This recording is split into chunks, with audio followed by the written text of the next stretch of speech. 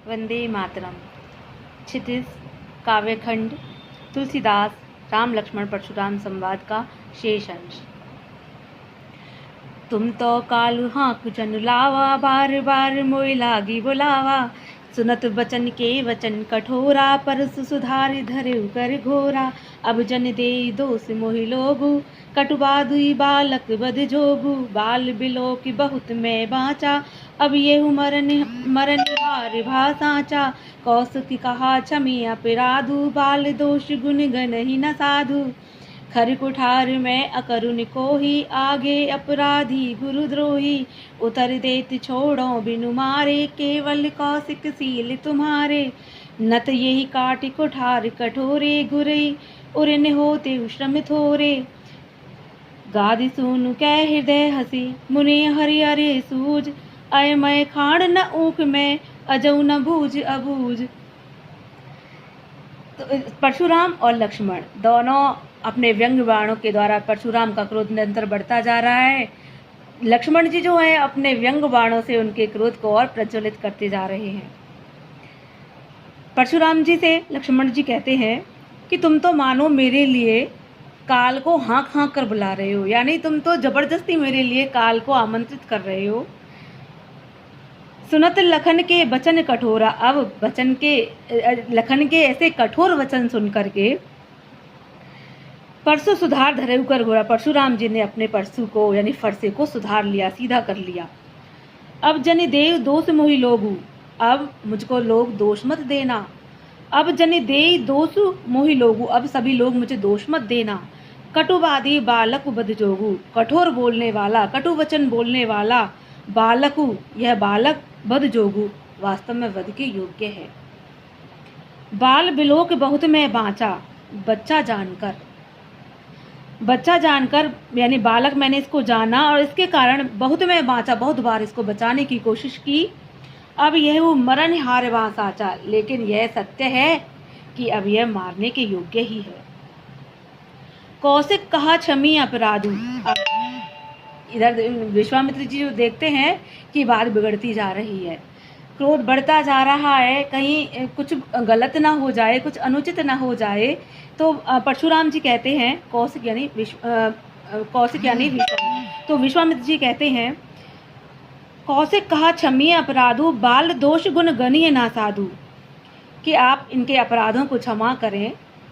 बाल दोष, बालक के दोष को यानी दोष गुण और दोषों को गणई न साधु, साधु लोग जो है नहीं गिनते हैं, यानी साधु बालकों के गुण दोष को नहीं गिनते हैं, इसलिए यह क्षमा करने के योग्य है।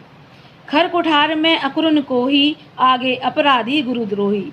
लेकिन परशुराम जी कहते हैं कि इसको बता दो, मैं करुणाहीन, क्रोधी, और मेरा जो फरसा है वह भी प्रचंड है, यानी तेज धार वाला है। बाल आगे अपराधी गुरुद्रोही, और मेरे आगे मेरे गुरु का द्रोही यानी मेरे गुरु से द्रोह करने वाला अपराधी खड़ा है। उत्तर देत छोड़ो बिनु मारे, जवाब पे जवाब दिए जा रहा है। छोड़ो बिनु मारे, मैं केवल जो उसको छोड़ रहा हूँ यानी मार नहीं रहा हूँ, केवल कौशिक सील तुम्हारे, हे विश्वामित्र, केवल तुम्हारे स्वभाव के कारण, तुम्हारी नम्रता के कारण, तुम्हारे शील के कारण। न तो यही काट कुठार कठोरे, नहीं तो यही इसको कठोर कुठार से काट डालूंगा। गुरु ही उरेन होते श्रम थोड़े, और थोड़े से ही श्रम से यानी थोड़े से ही परिश्रम से अपने गुरु के ऋण से मैं उऋण हो जाऊंगा। यानी केवल तुम्हारे शील स्वभाव के कारण ये जो बालक है मरने से बच रहा है, अन्यथा मैं यही इसको अपने कठोर कुल्हाड़े से काट दूंगा और थोड़े से ही श्रम में अपने गुरु के ऋण से उऋण हो जाऊंगा। गादि सोनु कै हृदय हसी, मुनि हरि हरे सूझ। अयमय खाड़ न ऊख में, अजऊ न बूझ अबूझ। गादि सोनु कहते हैं विश्वामित्र को। विश्वामित्र के पिता का नाम गादि था, इसलिए उन्हें गादिसुत कहा जाता है। गादि सोनु कै हृदय हसी, गादिसुत यदि जो विश्वामित्र थे मन ही मन में हंस रहे हैं, यानी अपने मन ही मन में सोच रहे हैं कि मुनि हरि हरि सूझ, मुनि को हर ओर हरा ही हरा सूझ रहा है, यानी मुनि सबको हल्के में ले रहे हैं, सामने नहीं देख रहे हैं कि सामने भी व्यक्ति जो खड़ा है अत्यंत पराक्रमी है। गादी सूनु के हृदय हसी मुनि हरि हरि सूझ। गादी सूनी जो विश्वामित्र जो है अपने मन में हंस रहे हैं कि मुनि को सब जगह हरा ही हरा दिख रहा है। अयमय खांड न ऊख में अजऊ न बूझ अबूझ। यह है अयमय, अयमय कहते हैं लोहे की खांड, यानी अब यहाँ दो खांड शब्द आए हैं, एक खांड तलवार के लिए और दूसरा गन्ने की खांड यानी मीठा। तो विश्वामित्र सोचते हैं कि यह जो है लोहे की खांड है, ईख की यानी गन्ने के रस की खांड नहीं है। ये मुनि विश्वामित्र जो है अभी भी इस बात को समझ नहीं पा रहे हैं। कहेउ लखन मुनि सील तुम्हारा, को नहीं जान विदित संसारा। माता पिता पितहि उरिन भयनी के, गुरु रिनु रहा सोच बड़ जी के। सो जनु हमरे माथे काड़ा, दिन चल गए ब्याज बड़ बाड़ा। अब आनिए व्यवहरिया बोले, तुरत देऊ मैं थैली खोली। सुनि कटु वचन कुठार सुधारा, हाय हाय सब सभा पुकारा। भ्रभुवर परसु दिखावऊ मोही, विप्र बिचारी बचो नृप दोही। मेले न कबऊ सुभट रन गाड़े, द्विज देवता घरई के बाड़े। अनुचित कही सब लोग पुकारे, रघुपति सह नहीं लखनु निवारे। लखन उतर आहुति सरिस, भ्रभुवर कोप किसान। बढ़त देख जल संवचन, बोले रघुकुल भान।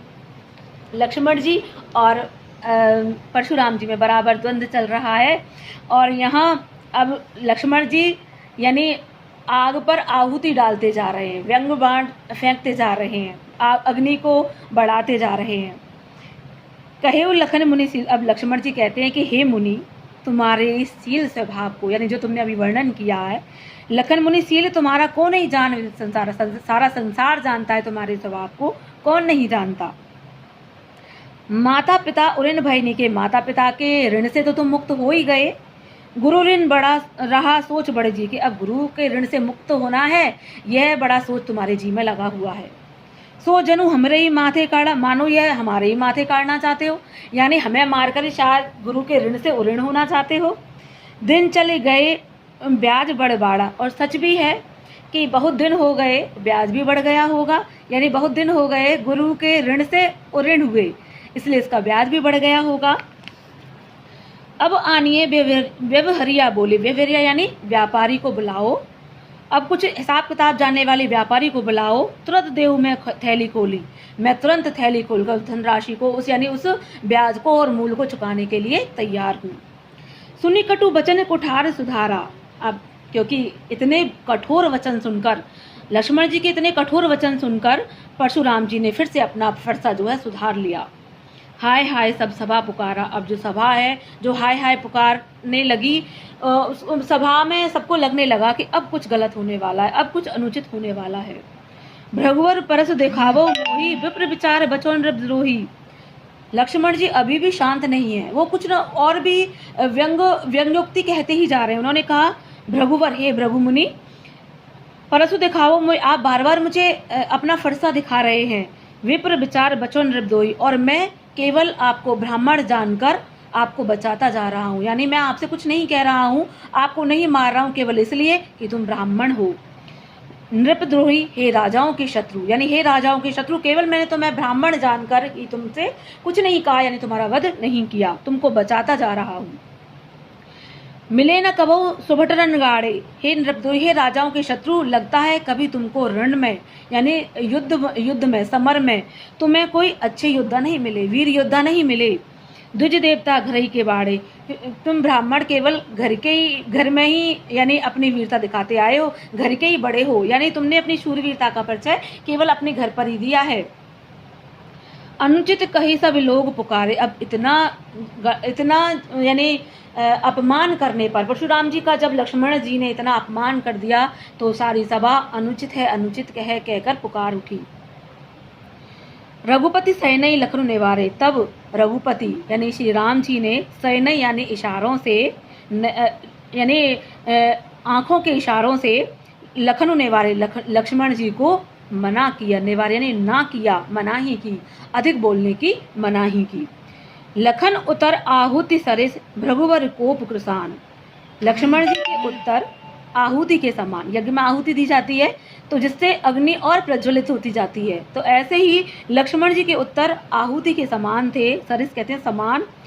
भृगुवर कोप कृसान, और जो भृगुवर यानी जो परशुराम जी का जो क्रोध था, कोप यानी क्रोध, और कृसानु यानी अग्नि।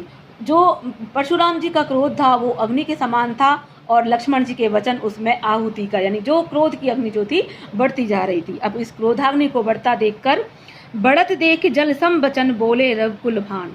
अब इस क्रोधाग्नि को बढ़ते हुए देखकर सूर्य वंश के यानी रघुकुल के सूर्य, रघुकुल भानु, रघुकुल के सूर्य श्री राम जी ने जल के समान शीतल वचन कहे। यानी उन्होंने देखा कि अब कुछ गलत होने वाला है, कुछ यानी जो क्रोधाग्नियाँ बढ़ती जा रही है, द्वंद्व बढ़ता जा रहा है, तो ऐसा जानकर जिस प्रकार अग्नि को जल शांत कर देता है, इसी प्रकार जो क्रोधाग्नि थी उसको शांत करने के लिए श्री रामचंद्र जी ने शीतल वचन बोले, यानी शीतल वचन कहे। अब इनमें से भी आपको उसी प्रकार प्रश्न बनाने हैं जिस प्रकार पिछले जो पैराग्राफ थे राम लक्ष्मण परशुराम संवाद के, जैसे आपने क्वेश्चन आंसर किए हैं, ऐसे ही आपको 3-3 क्वेश्चन इन दोनों पैराग्राफ के भी बनाने हैं और फिर कॉपी में वर्क करना है। धन्यवाद।